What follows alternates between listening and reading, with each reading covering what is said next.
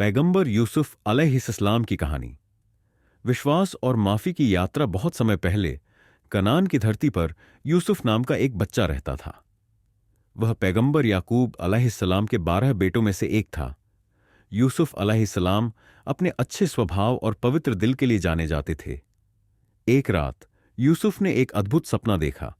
उन्होंने अपने पिता से कहा, ऐ मेरे पिता, मैंने सपना देखा कि 11 तारे, सूरज और चांद मुझे सजदा कर रहे हैं।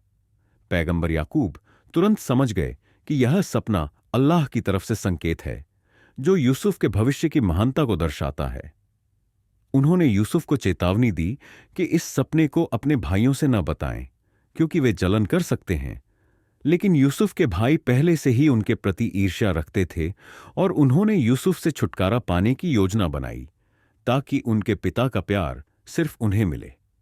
एक दिन भाइयों ने याकूब अलैहिस्सलाम को मनाया कि यूसुफ को उनके साथ भेड़ों को चराने के लिए भेज दें। हालांकि पैगंबर याकूब को चिंता थी, लेकिन उन्होंने सहमति दे दी। जैसे ही वे घर से दूर गए, भाइयों ने यूसुफ को पकड़ लिया, उसका कुर्ता फाड़ दिया और उसे एक गहरे अंधेरे कुएं में फेंक दिया।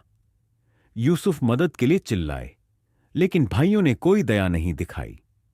फिर उन्होंने अपने पिता से झूठ बोला और खून से सना हुआ यूसुफ का कुर्ता दिखाते हुए कहा कि एक भेड़िए ने उन्हें खा लिया।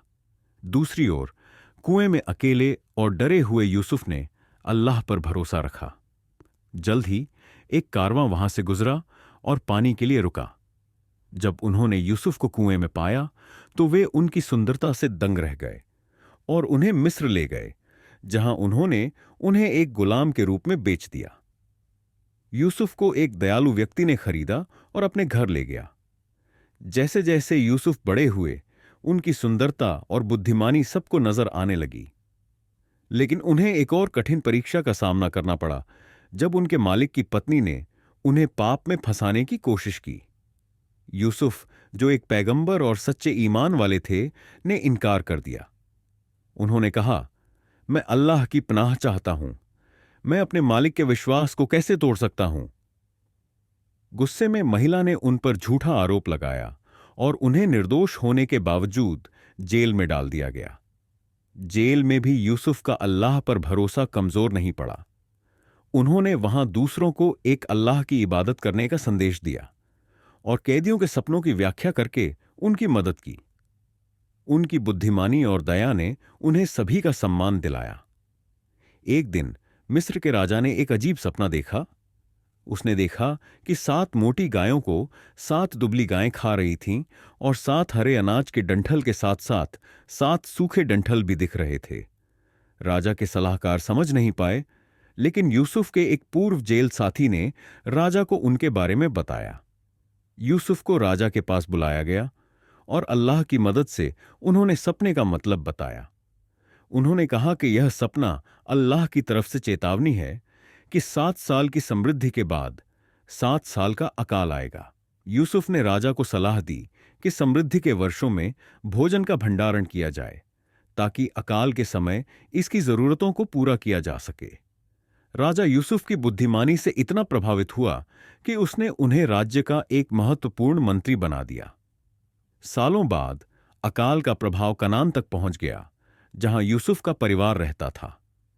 उनके भाई मिस्र में अनाज मांगने पहुंचे, लेकिन वे नहीं पहचान सके कि जिनके सामने वे खड़े हैं वह उनका भाई यूसुफ है।